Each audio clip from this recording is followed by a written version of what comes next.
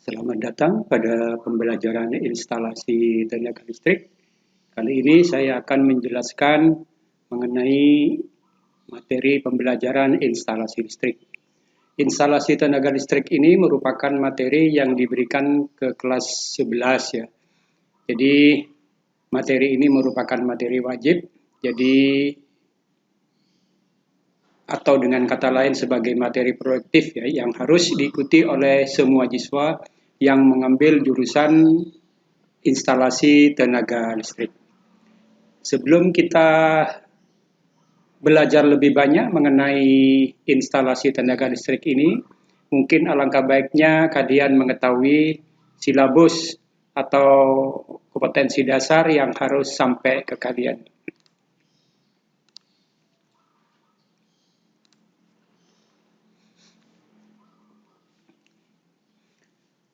Ini adalah silabus untuk instalasi tenaga listrik. Jadi ada sekitar 11 kompetensi dasar yang harus kalian kuasai, di mana untuk kompetensi dasar yang pertama, untuk kompetensi pengetahuan itu adalah memahami instalasi tenaga listrik satu fasa. Sedangkan untuk keterampilannya, itu kalian diminta untuk menerapkan instalasi tenaga listrik satu fasa. Nah, di sini ada rambu-rambu juga mengenai materi yang mungkin harus sampai ke kalian, yaitu bahwa kalian diharapkan dapat memasang instalasi bangunan industri kecil ya, dengan daya sampai dengan 197 kVA. Ini untuk kompetensi dasar yang pertama. Nah, kemudian untuk kompetensi dasar yang kedua itu adalah menggambar ya. Jadi kalian diminta untuk menggambar instalasi bangunan industri kecil ya. Tentunya di sini kalau misalnya kita akan menggambar ya berarti kita harus tahu dulu aturan-aturan yang umum digunakan dalam penggambaran instalasi tenaga listrik. Kemudian yang berikutnya untuk kompetensi dasar yang ketiga itu kalian diminta untuk merancang instalasi tenaga listrik ya. Nah, di sini kompetensi untuk pengetahuannya itu adalah kalian harus dapat menentukan jumlah bahan, ya, kemudian tata letak, rencana biaya pada instalasi listrik satu fasa. Kemudian untuk keterampilannya, kalian diminta untuk menghitung, ya, menghitung bahan, kemudian tata letak, rencana biaya pada instalasi listrik satu fasa. Kemudian yang berikutnya untuk kompetensi dasar yang keempat itu adalah menerapkan SOP ya pada pemasangan instalasi penerangan panel dan instalasi penangkal petir. Nah, di sini untuk yang kompetensi keterampilannya itu siswa diharapkan mampu menginspeksi ya pemasangan pembumian. Ini titik beratnya. Kemudian untuk yang kompetensi dasar yang kelima itu kalian diharapkan mengenal yang namanya K3 ya, yaitu keamanan, keselamatan kerja ketenaga listrikan dan keselamatan kerja. Nah, keselamatan kerja ini memang harus selalu diberikan ya pada jurusan teknik ya, lebih-lebih lagi jurusan listrik ya, karena memang kita tahu bahwa bahaya dari sengatan listrik itu cukup besar bagi kita ya. Jadi kalau misalnya kita bekerja di dalam sebuah instalasi dan kita mengabaikan keselamatan kerja kita, ya bisa-bisa kita mungkin akan kesetrum atau mungkin akibat yang lebih fatal lagi, ya bisa menyebabkan kematian.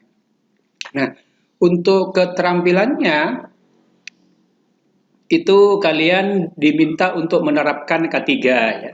Jadi penerapan K3 di dalam sebuah industri di mana di situ ada instalasi listriknya, nah itu di situ kalian diharapkan dapat menerapkan ke situ. Kemudian yang berikutnya juga untuk kompetensi dasar yang keenam itu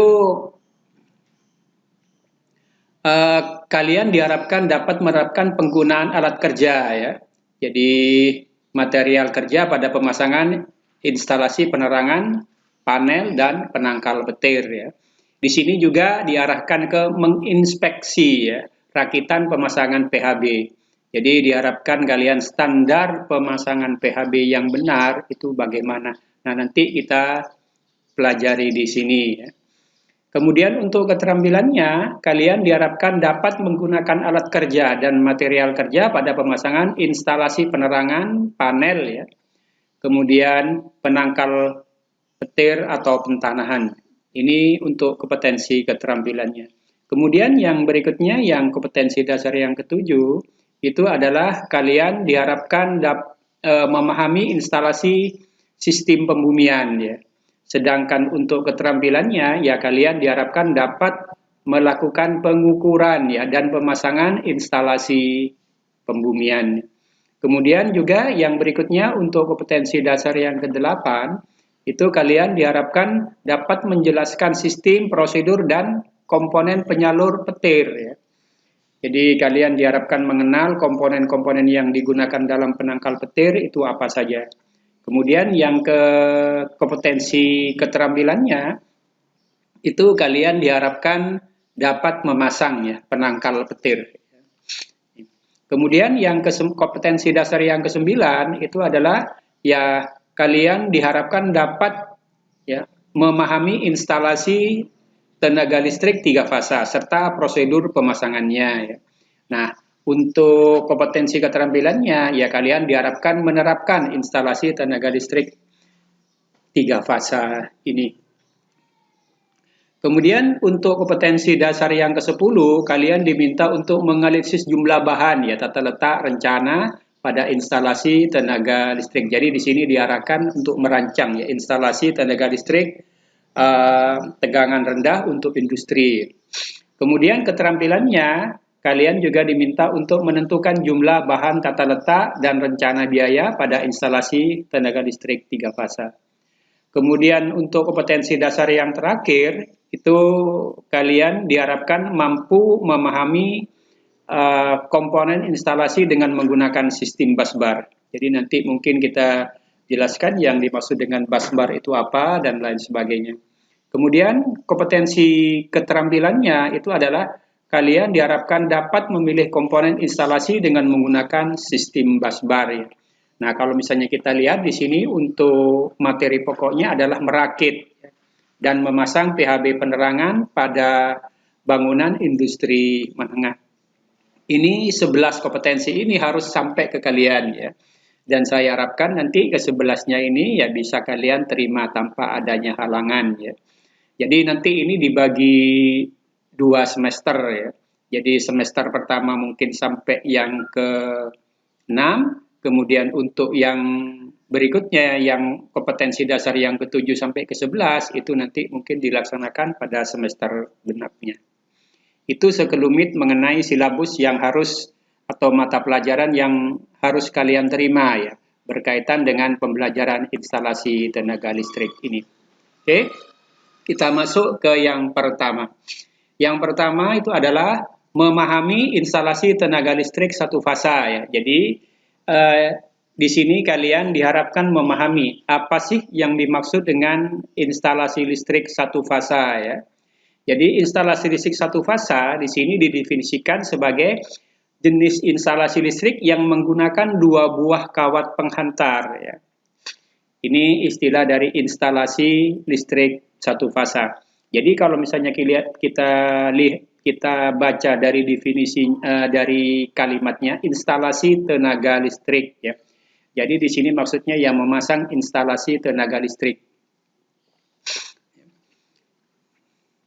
Nah, di sini 2 kawat penghantarnya ini ya kawat penghantar yang bertegangan dan yang tidak bertegangan atau penghantar netralnya ya. Jadi sederhananya itu adalah instalasi tenaga listrik 1 fasa itu adalah instalasi yang menggunakan 2 buah kabel, yaitu 1 kabel yang memiliki tegangan dan 1 kabel yang netral, jadi 1 fasa. Nah, kemudian agar kalian lebih memahami mengenai bentuk gelombang dari atau fungsi tegangan dari uh, sumber listrik PLN. Jadi sumber listrik PLN itu merupakan sebuah gelombang sinus ya, bentuknya ya seperti ini ya. Ada bukit, kemudian ada lembah, begitu seterusnya.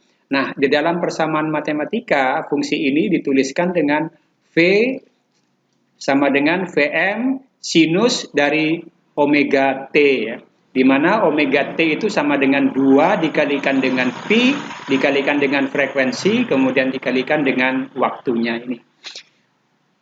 Jadi ini fungsi dari persamaan dari sebuah gelombang sinusoida ya. Jadi aliran listrik yang keluar dari PLN ya kalau misalnya kita lihat di oscilloscope itu ya bentuknya seperti ini ya. Di mana dari garis ini sampai ke sini ini dikatakan sebagai V maksimumnya atau VM-nya ya. Jadi seperti di sini VM-nya.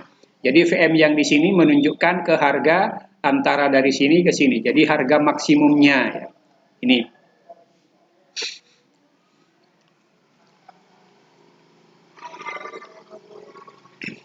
Kemudian yang berikutnya lagi karena ini bergerak sejauh atau sebanyak 360 derajat ya, maka bisa kita tuliskan dalam bentuk yang grafik yang di bawahnya ya. Jadi mulai dari 0 sampai ke 180 itu diistilahkan sebagai gelombang positif. Kemudian dari 180 sampai ke 360 itu merupakan gelombang negatif. Nah, ini mungkin yang harus kalian ketahui. Jadi berkaitan dengan instalasi atau sumber tenaga listrik kita ya. Nah, kita tahu juga bahwa PLN itu memberikan tegangan sebesar 220 volt ya. Jadi antara fase dan nolnya kalau kita ukur dengan menggunakan avometer atau voltmeter ya, maka tegangan antara fase dan nolnya itu adalah sebesar 220. Nah, hasil pengukuran dari dari alat meternya tersebut itu merupakan harga efektifnya ya. Jadi yang diukur, yang harga terbaca pada meter kita itu adalah harga efektif. Di mana di sini untuk gelombang sinusoida harga efektifnya itu sama dengan bahwa V efektif sama dengan Vm dibagi dengan akar 2 ya. Atau sama dengan V efektif sama dengan 0,707 dikalikan dengan Vmax-nya. Nah, Vmax-nya ini dari sini ke sini ya. Jadi harga dari dasar sini sampai ke sini. Atau mungkin kalau di gambar ini disimbolkan dengan Vm. Itu Vmax-nya. Jadi dengan demikian harga dari Vmax-nya sendiri itu ya lebih besar dari ini ya. Jadi Vmax-nya itu adalah V efektif dikalikan dengan akar 2. Ini kira-kira gambaran mengenai sumber listrik kita yang dari PLN ya. Nah, kemudian setelah kita paham sedikit mengenai pengertian instalasi listrik satu fasa, bagaimana bentuk tegangannya misalnya, kemudian harganya besarnya berapa, misalnya kita sudah tahu ya. Nah, yang berikutnya kita masuk ke kompetensi dasar yang 31, yaitu memahami instalasi tenaga listrik satu fasa, kemudian menerapkan ya instalasi listrik satu fasa. Nah, kalau misalnya lihat dari pembelajarannya di sini, jadi kalian diminta untuk memasang instalasi bangunan industri kecil ya dengan daya sampai dengan 197. Jadi di sini kompetensi dasar memahami instalasi listrik tenaga satu fasa itu diarahkan ke memasang instalasi listrik ya di dalam gedung industri. Nah, untuk itu maka harus ada syarat-syarat yang harus kalian ketahui berkaitan dengan pemasangan instalasi di rumah atau di gedung ya. Pertama, yang harus kita ketahui kalau misalnya kita akan memasang, itu yang harus kita punyai itu adalah gambar situasinya dulu untuk menyatakan letak bangunan di mana instalasinya akan dipasang ya, serta rencana penyambungannya dengan jaringan PLN itu juga harus diketahui. Nah, contoh dari atau gambar dari gambar situasi ini ya kira-kira seperti ini ya. Jadi yang A itu adalah bangunan, lokasi bangunannya, kemudian di sini menunjukkan ke peta ya dari di mana lokasi bangunan itu berada ya. Nah, ini memang selalu biasanya diminta ya kalau misalnya kita menggambar sebuah instalasi. Jadi nanti PLN itu akan tahu letaknya di mana ya, lokasinya di mana, menghadap kemana, kemudian gardu induk yang terdekat dengan pelanggan ini di mana dan sebagainya. Itu yang mungkin harus dibuat oleh kita dan juga yang ingin diketahui oleh pihak PLN. Nah, kemudian setelah kita mengetahui mengenai gambar situasi, yang berikutnya juga yang harus kita ketahui atau kita buat itu adalah gambar instalasi. Gambar instalasi itu adalah merupakan gambar rencana penempatan semua peralatan listrik yang akan dipasang dan sarana pelayanannya. Jadi misalnya di sini lampunya akan dipasang di mana, saklarnya akan dipasang di mana, stop kontaknya akan dipasang di mana, panel hubungnya akan dipasang di mana, kemudian data teknis dari peralatan yang dipakai itu bagaimana dan lain sebagainya. Ini juga harus dijelaskan di dalam gambar ya. Nah, gambar instalasinya kira-kira ya seperti ini ya. Jadi misalnya ada denah ruang sebuah rumah, maka nanti kita wajib menggambarkan lampunya itu ada di mana untuk ruangan dan sebagainya. Kemudian saklarnya itu nanti dipasang di mana. Saklarnya itu adalah saklar ganda atau saklar tunggal. Ya, kemudian pengawatannya itu bagaimana ya. Kemudian juga pengambilan dari atau sumber atau KWH, peletakan dari KWH-nya itu ada di mana dan sebagainya. Ya, pokoknya di sini yang menjelaskan mengenai bagaimana kabel dipasang pada sebuah bangunan.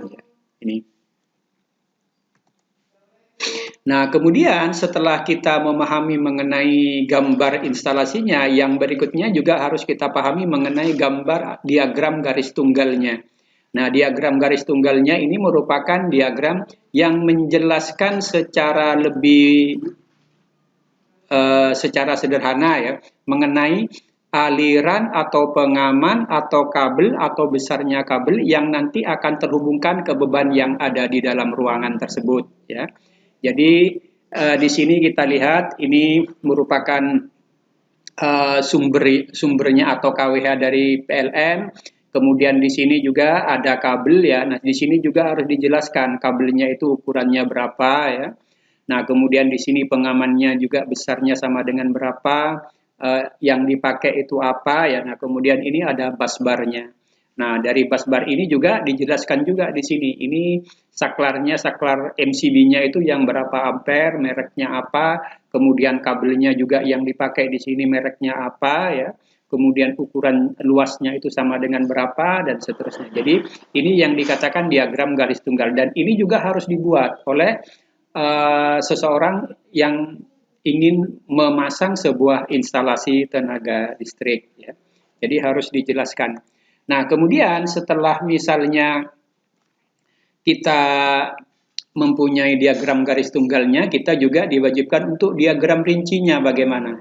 Terutama di sini untuk industri yang sangat kompleks ya, di mana peralatan listrik yang ada di situ itu cukup banyak dan bermacam-macam. Jadi ada gambar detail, terutama di sini ke penyambungannya ya. Karena kalau misalnya digambar dalam satu kertas itu kan tidak mungkin ya. Jadi gambarnya itu akan menjadi ruwet, akan menjadi rumit dan kita sulit juga untuk memahaminya. Jadi nanti setiap komponen itu dijelaskan inputnya dari mana, kemudian outputnya kemana. Itu biasanya untuk gambar instalasi. Ini biasanya ada di industri atau di pabrik-pabrik ya. Gambar seperti itu. Kalau instalasi perumahan mungkin tidak seberapa rumit.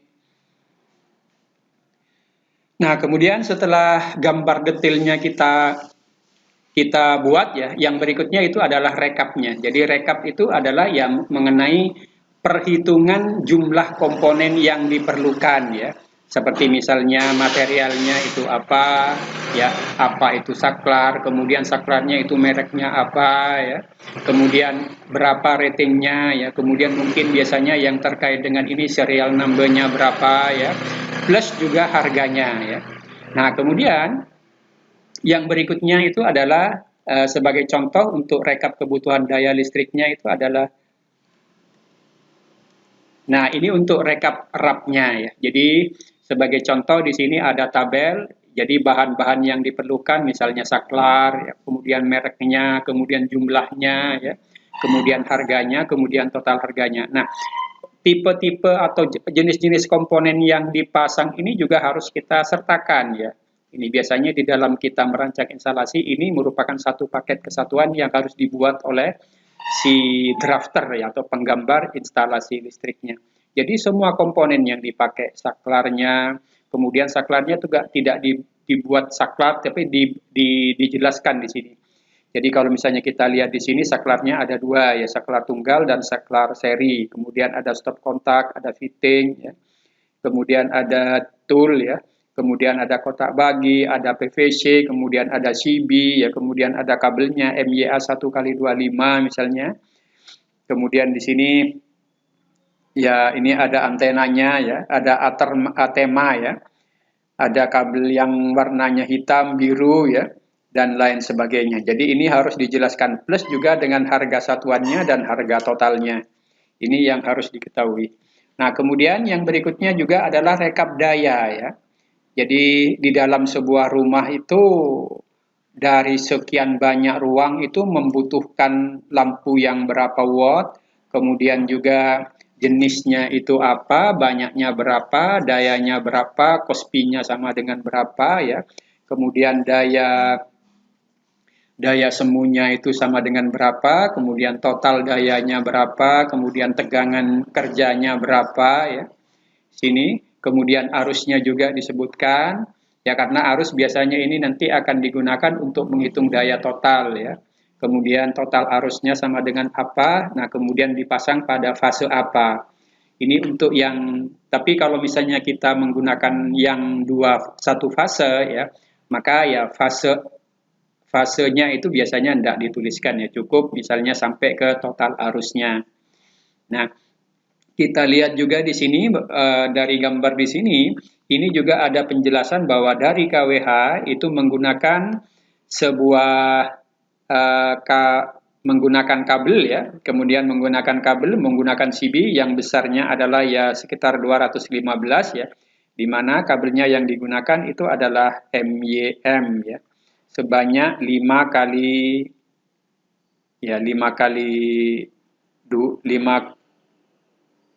4 ya, 5 kali 4 di sini.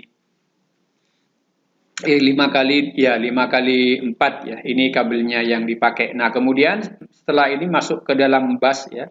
Masuk ke dalam panel di mana ada beberapa CB lagi yang dipasang di sini. Ada yang 4 ampere, ada yang 25 ampere dan sebagainya. Jadi kira-kira penggambarannya nanti seperti ini. Ini tidak harus seperti ini, tidak ya. Ya tergantung nanti kebutuhan. Kalau misalnya kita merancang untuk instalasi rumah, ya CB yang kesekian banyak ini ya mungkin tidak perlu ya. Jadi cukup hanya satu CB saja.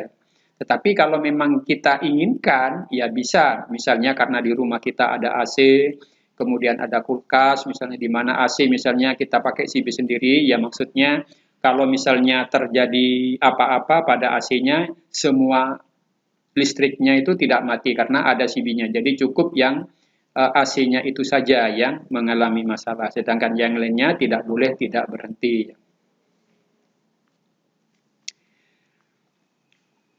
Kemudian yang berikutnya itu adalah ya mengenai di samping hal tadi ya, juga yang perlu diketahui di sini itu adalah sumber tegangannya ya. Jadi sumber tegangannya itu berapa volt, apa satu fase, apa 3 fase. Nah, berapa fase dan satu fase itu nanti kita bicarakan ke bab yang 3 fase ya. Di sini dianggap bahwa tegangannya ya sebesar 220 volt ya.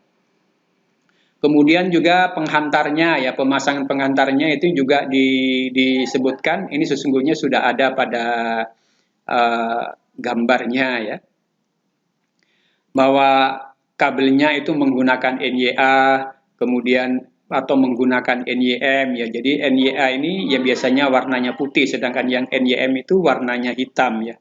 Jadi lebih bagus di sini untuk yang NYM.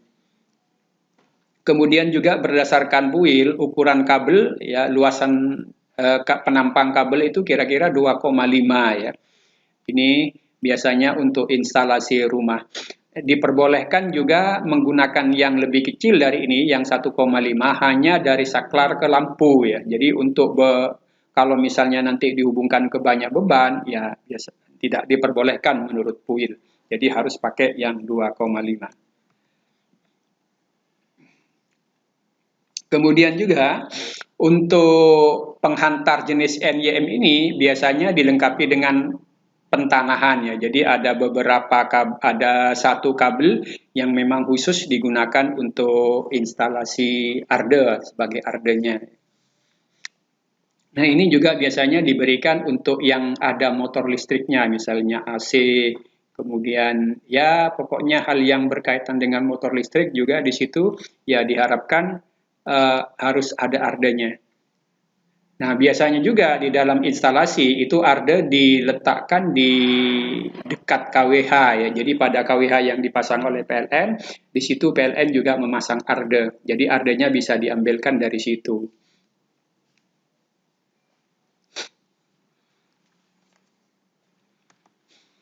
Nah, kemudian setelah kita memahami mengenai apa yang harus diketahui berkaitan dengan gambarnya, yang kemudian kita harus tahu juga mengenai pemasangan saklar dan kotak kontak ya. Jadi fungsi saklar itu adalah untuk memutuskan dan menghubungkan arus listrik ke beban ya. Jadi saklar ini ya untuk memutuskan ke lampu misalnya. Jadi dengan adanya saklar ini kita bisa mematikan dan menghidupkan lampu dengan aman.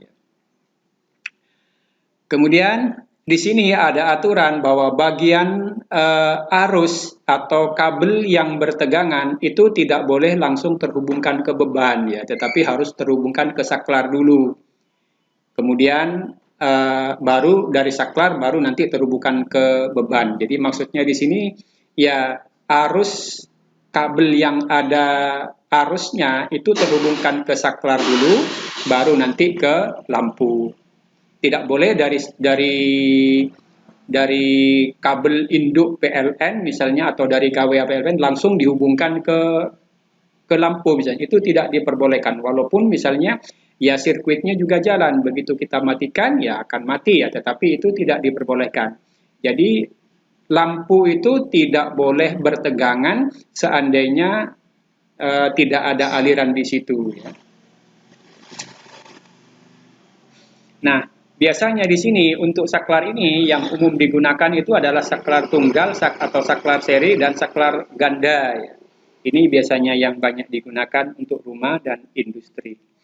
Nah, kemudian juga aturan pemasangan saklar ini ya kira-kira 150 cm di atas lantai. Ini juga untuk menghindari di luar jangkauan anak-anak ya, karena anak-anak itu kan tidak tahu ya bahayanya sebuah aliran listrik. Kemudian untuk yang di kamar itu biasanya dipasang di dekat pintu ya, agar supaya ya kita tidak perlu masuk dulu ya ke dalam ruangan untuk mencari di mana saklarnya. Jadi cukup kita ya dengan tangan ya, mencari dengan tangan kita karena kan diletakkan di dekat pintu. Ini juga untuk menjaga misalnya di dalamnya ada yang sifatnya bahaya dan sebagainya tidak ketendang kita waktu kita masuk dan lain sebagainya ya.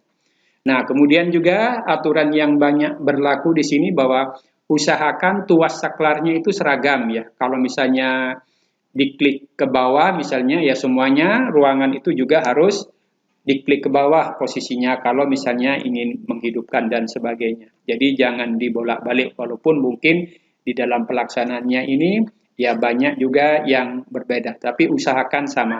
Ini juga akan lebih rapi ya, lebih bagus. Kemudian yang berikutnya itu adalah kotak kontak ya atau stop kontak ya. Nah, kotak kontak di sini ya fungsinya adalah sebagai alat penghubung beban ke sumber listrik ya. Aturannya juga sama ya. Tingginya itu sekitar 150 cm dari lantai tertinggi ya, dari lantai ya. Nah, kalau misalnya dipasang di kurang dari 150, ini disarankan untuk yang ada tutupnya.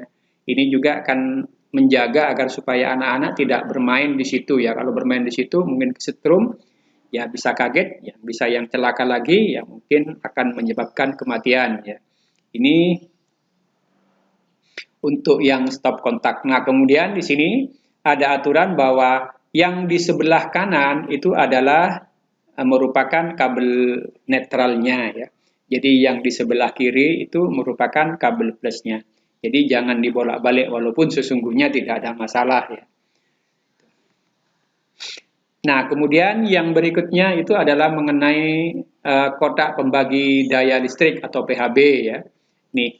Nah, panel PHB ini ya merupakan sebuah panel apabila di gedung tersebut itu instalasinya itu cukup banyak ya.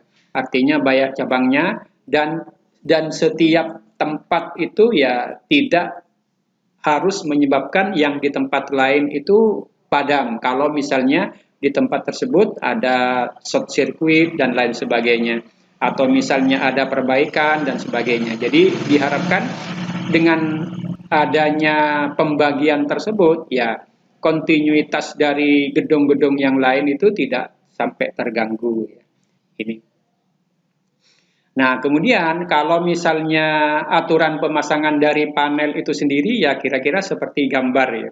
Jadi ada lampu indikatornya di sini, kemudian kabel itu dimasukkan dalam kabel DAC ya. Ini istilahnya kabel DAC ya yang berwarna abu-abu di sini. Jadi kabel semuanya dimasukkan di situ. Jadi tidak dibiarkan malang melintang ya. Jadi kelihatannya kurang rapi. Tapi kalau misalnya seperti ini kan tapi memang kalau kita lihat yang seperti ini nih boros ya, boros kabel karena harus kabelnya itu harus malang melintang di sini. Jadi kira-kira pemasangannya di sini. Dan pemasangan ini yang umum hanya untuk lampunya. Biasanya lampu itu dipasang di atas ya, kemudian di bawahnya ini adalah tombol-tombolnya. Sedangkan untuk komponennya, CB dan lain sebagainya ditaruh di bagian dalamnya ya. Nah, pemasangannya di sini juga tidak ada aturan ya. Jadi asalkan rapi itu sudah cukup ya. Ini misalnya dipasang di kiri misalnya atau ini dipasang di tengah, tidak ada aturan. Hanya harapannya adalah ini lebih rapi ya. Kemudian juga pada panel ini ada grounding ya. Jadi pada bodinya ini dipasang ground ya dengan menggunakan kabel yang baik 6 mili ya, biasanya menggunakan kabel BC ya, atau berkober atau kabel telanjang, kabel tembaga telanjang yang ditempelkan ke bodi ini. Ini untuk menjaga agar supaya misalnya pada terjadi tegangan liar ya, maka panelnya ini tidak akan bertegangan dan apabila ada orang yang memegang panel ini tidak akan kesetrum. Ini untuk yang PHB-nya. Kemudian juga di sini dalam penentuan pengaman ya, rating pengamannya yang dipakai itu harus lebih besar dari arus nominal. Arus nominal itu arus beban penuh ya. Biasanya di dalam perhitungan itu ya merupakan arus nominal ya atau arus beban penuh. Nah, kemudian juga di sini pengaman yang digunakan dalam instalasi listrik untuk pemutus rangkaian di tiap kelompok beban ini ya. Jadi digunakan untuk mengamankan tiap-tiap kelompok beban tersebut. Ini juga opsional karena misalnya untuk beberapa rumah ya, ini juga tidak dipasang ya. Tetapi juga sesungguhnya ya lebih baik dipasang karena ini seperti yang saya jelaskan tadi bahwa MCB pembagian lagi ke tiap-tiap komponen ini menghindari padam total ya dari gedung tersebut. Kalau misalnya pada salah satu bagian itu ada yang konslet atau sedang ada perbaikan dan lain sebagainya. Biasanya kan kalau misalnya kita akan melakukan perbaikan kan listriknya dipadamkan dulu ya. Nah, dengan adanya CB bagian-bagian CB ini kan tidak sampai mengganggu ke bagian-bagian yang lainnya. Nih.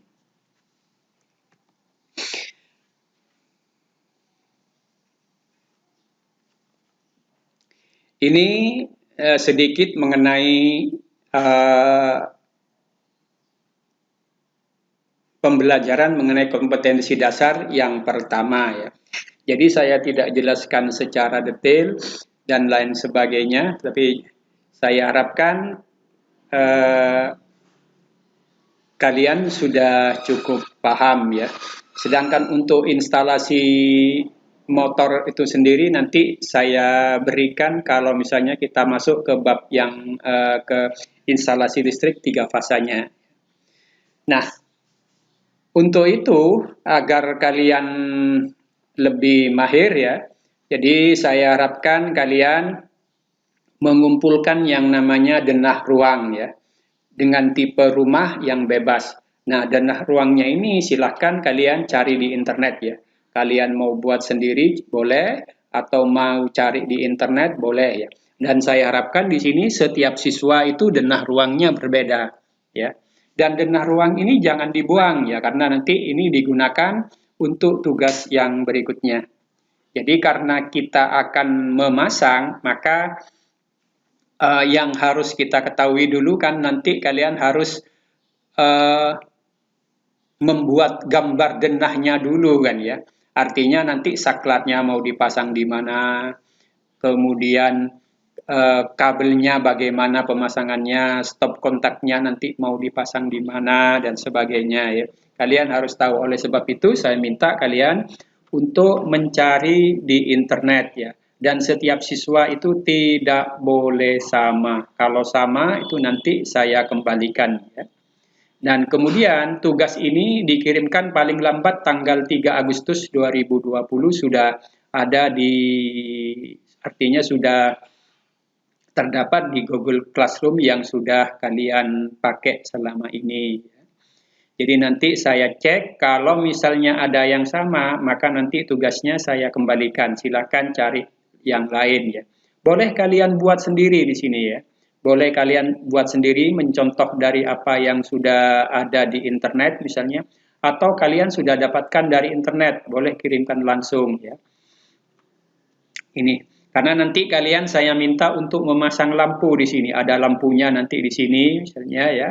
Nah, kemudian nanti masangnya kabelnya juga ada. Nanti di sini juga kalian saya harapkan di sini ada KWH-nya dipasang di mana, kemudian kabelnya, pemasangan kabelnya, kemudian ukuran kabelnya dan lain sebagainya ya. Itu yang harus kita ketahui berkaitan dengan cara memasang ya. Nah, kalau misalnya dari kalian itu ada yang kurang jelas, boleh kalian komen di lewat Google Classroom ya. Jadi silakan kalian utarakan ketidakjelasan kalian, yang tidak jelas itu bagaimana ya. Ya mungkin nanti saya jawab ya. Saya usahakan nanti dijawab pertanyaan kalian agar supaya kalian jelas. Jadi yang pertama kalian cari denah rumah ya. Tipenya beda, tipenya ya terserah kalian apa tipe, yang 42 atau 32 atau mungkin tipe 70. Usahakan jangan ambil yang rumah tingkat dulu, jangan ya. Ambil untuk yang rumah tidak tingkat saja. Oke, saya akhiri pembelajaran kali ini. Wassalamualaikum warahmatullahi wabarakatuh.